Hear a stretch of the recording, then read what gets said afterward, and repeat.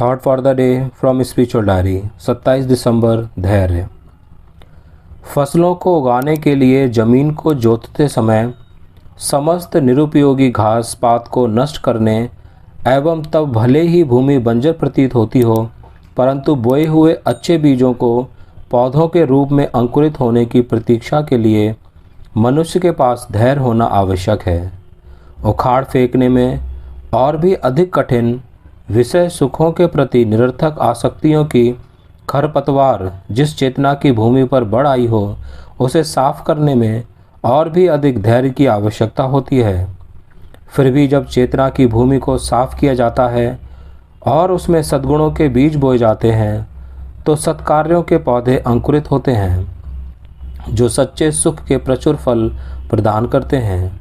सर्वोपरि गहरे ध्यान के द्वारा ईश्वर के साथ संपर्क करने और अपने नश्वर शरीर में छिपी अनश्वर आत्मा के साथ अपना परिचय स्थापित करने के लिए धैर्य का अभ्यास करें। श्री श्री परमहंस योगानंद जी, एक पैराग्राम में। Thought for the day from spiritual diary 27 December. Patience. When tilling ground for the cultivation of crops, one needs patience to destroy all useless weeds and to wait, even though the ground then appears barren, until the hidden good seeds sprout into plants. It requires still more patience to clear the field of consciousness that is overgrown with weeds of useless attachments to sense pleasures, which are very difficult to uproot. Yet when the field of consciousness is cleared and sown with seeds of good qualities, plants of noble activities sprout forth, yielding abundantly the fruits of real happiness.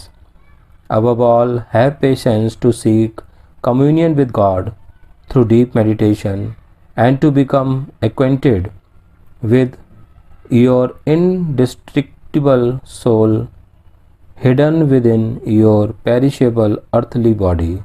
Shri Shri Paramahansa Yogananda ji, in a पैराग्राम।